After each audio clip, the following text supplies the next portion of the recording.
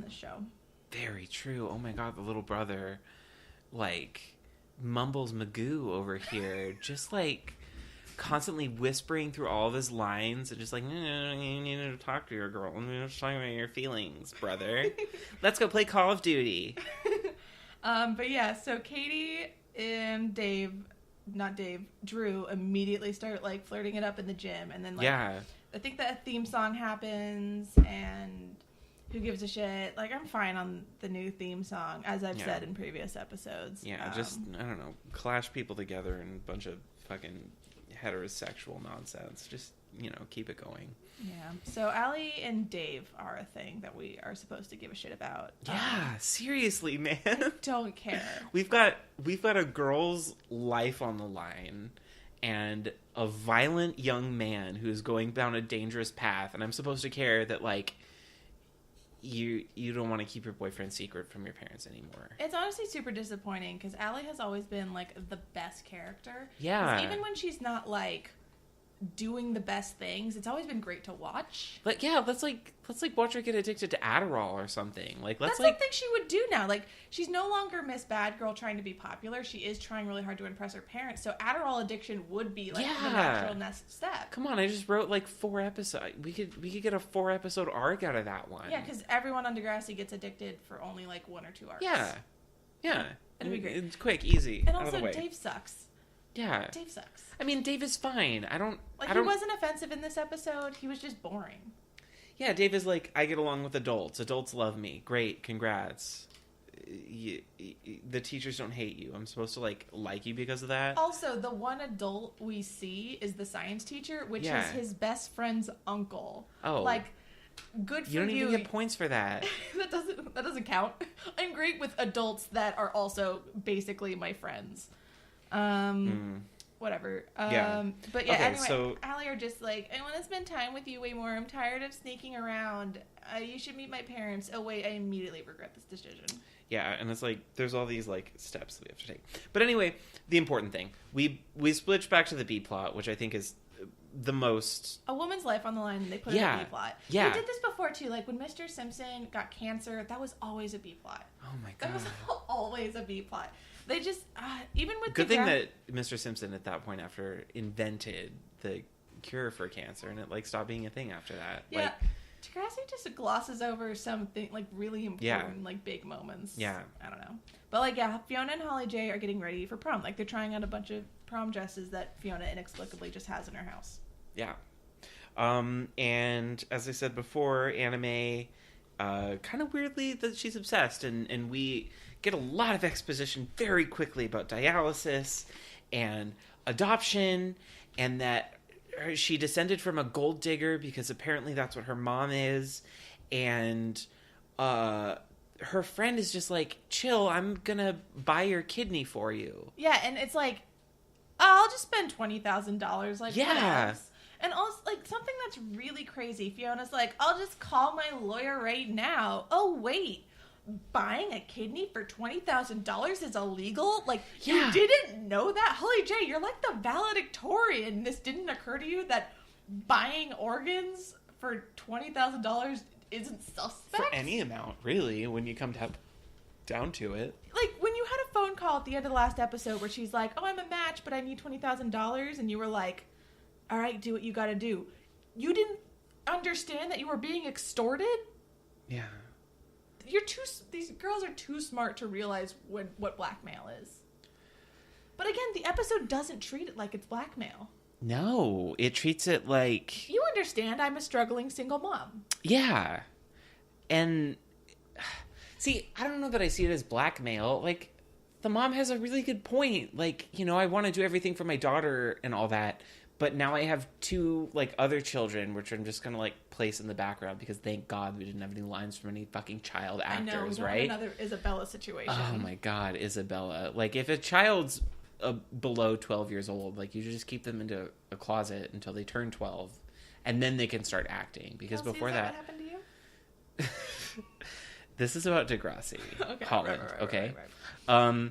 But yeah, I don't know. And it was just really weird because immediately then this girl, like Lindsay Lohan, gets super mad at her mom for being like, I know I fucked up raising you as a child, but now I'm, like, trying to, like, not fuck up these children and, like, stop earning money for 3 months. But that's, so, like, in a later scene. Is it? Yeah. Okay. Sorry, so, like, the one after, because I put a note, like, after this scene ends with Holly, Jay, and Fiona with, oh my god, apparently paying someone for a kidney is totally illegal. Part. Yeah. And Holly J goes, what? And I'm like, what? Yeah. Okay. Yeah. So the next scene is Adam was like going downstairs and Drew is like really macho on the stairs. Yeah. He's doing sit-ups like crazy. And Adam's immediately like, oh, you're incredibly insecure. And Drew's like, shut up. Because as always, Adam is the voice of reason. Yeah, Adam's just like, hey, do you want to put down the steroids for like 3 seconds? You know, like there are emotions other than anger. Do you want to talk about your feelings? Like, no, I want to play violent video games. Everything's fine, brother. Yeah, because the secret martial arts club is secret, everyone's getting like really afraid of getting caught. But Drew's like, I need to be able to fucking beat shit up. But Adam is just like, hey, maybe you should talk about your problems. Drew's like, whatever. This is a recurring theme. Talk about your fucking problems. Yeah. Use your words. The next scene they're in, Drew is watching the wrestling practice, and you see Mo Cashore. My new favorite character, Mo Cashore, I believe. Yep. Uh-huh. He was only just last episode. Yeah. But, he was one of the two that was fighting. I think my favorite part about this scene is when Mo wins his wrestling match, sits down, and Drew slaps his back like, hey, buddy, and immediately, like, looks at his hand all gross, like his back was all sweaty. Like, it was really subtle, but, like, good for you, acting. Good job noticing that, too, Holland. I was busy taking notes. I didn't get that one down. Yeah, I think we may have missed a scene in which all the dude bros in the fight club are like, we can't do the fight club, dude. It's too risky. We might get caught and expelled. Yeah. And Drew's like, I want to fight. So I think he's like trying to get Mo to fight with him just so he has someone to beat the shit out of. But yeah. Yeah, and then the next scene, we see Wesley's uncle, who's also the science teacher. Uh-huh. And Dave's like, I'm super good with adults because I'm good with one adult. And Alli's like, oh, cool. Maybe I can actually... I think this is what she gets the idea to invite Dave to her parents. Because she's talking to Claire, like, I hate sneaking around. I'm, like, a good kid now. I hate lying to my parents. But, like, they're super strict and we're not allowed to date in high school. And Claire's like, I don't know. They've been good lately. You might as well try it. Invite him over. Tell him he's your friend. And then don't. And we get, like, the worst fucking science pun. Like, because they're wearing, like, there's, like, beakers of blue and green liquid, and Claire's like, you should try it. And Allie's like, maybe introducing Dave to my parents is an experiment worth trying. And I was like, that's bad even for Degrassi. Woof. Ugh. And the next scene is Drew beating the shit out of Mo. Yes. And then Katie's fucking spying on him in every scene. Like, she's like, girl, you're obsessed. Him. Stop. We need to, we definitely need to bring up right now that this is, like, an unhealthy kind of thing. Like, girl, I've been there before. Oh, he's, like, emotionally unavailable. Like, he's a little bit dangerous. Like, he's a little bit mysterious. You don't know. Like, you're attracted to him. No. Stop that. Can we stop that trend, by the way? Yeah, can we stop? First of all, like, we remember in high school where you would sometimes, like, you'd see your crush and you would purposely, like, walk down the same hallway as them all the time. The time. I was fucking gross about that shit. But, like, literally following them around school, presumably after hours. Like, let's stop the tropes of stalking people as romantic. And you're literally watching this dude beat the shit out of another dude. Like, he doesn't... Should not turn like, that... Mo is like, I give up. And Drew is just wailing on his face. And then she's like, he's broken. I can fix it. Exactly. I'm so tired of that fixation. Like, there's a scene later on... I won't spoil it. But, like, basically, this is what this is about. And the show never, like, acknowledges the fact that, like, hey, this dude is emotionally unstable and prone to violence, and I'm attracted to him. And then that's just supposed to be okay. It's like, no, if you've ever been through that situation in real life, I definitely have this, like, problem where, like, if a dude's a little bit, like, standoffish at first and, like, not emotionally there for me, that turns me on because I gotta work for something. But no, it's wrong because surprise, surprise, even if you do like catch that fish, hey, guess what? That fish that was emotionally unavailable and prone to violence, still emotionally unavailable and prone to violence. Like, now he's just talking to you about it. Yeah, now he's just... It's a bummer. Now he's just there, and now he's going to act out on you as opposed to the world because now you're a part of his world. And the scene ends with really bad fake Eminem rap music. Yeah, once again, white male violence being, like, explored and, like, reified. Not into it. Also, then we just smash cut to Holly J's birth mom being like, so, do you have my $20,000? Yeah, thanks, Mom. It's so casual. She was like... But then, yeah, she is like, hi, like, I'm a single mom of 2 kids. I work all the time. I can't afford to take 3 months off. Yeah, this is not... the episode explores this, which I'm glad of, and the fact that, like, you know, this girl, like, lashes out at her birth mom for not giving her a kidney and needing money for it. But yeah, it is important to call out, like, it's fucked up. You can't expect somebody to, like, give over an organ for free and also put their children's future in jeopardy. I know you literally just met. I know your kidneys don't work or whatever, and I, like, birthed you, but I birthed 2 other of them now, too, and I need to, like, watch over them. It's tricky, because Holly J is literally dying. Yeah, truth. And, like, she's not dying. It's just her life sucks super bad as long as she's doing dialysis, and it's like a big inconvenience for her. Both of her kidneys are failing. Yeah. And the longer you stay on dialysis, the more it harms your body. Like, dialysis is not a long-term solution. Okay. Despite dialysis clinics in America advertising themselves that way. Like, as soon as Holly J learned her kidneys were failing... Good thing this is in Canada.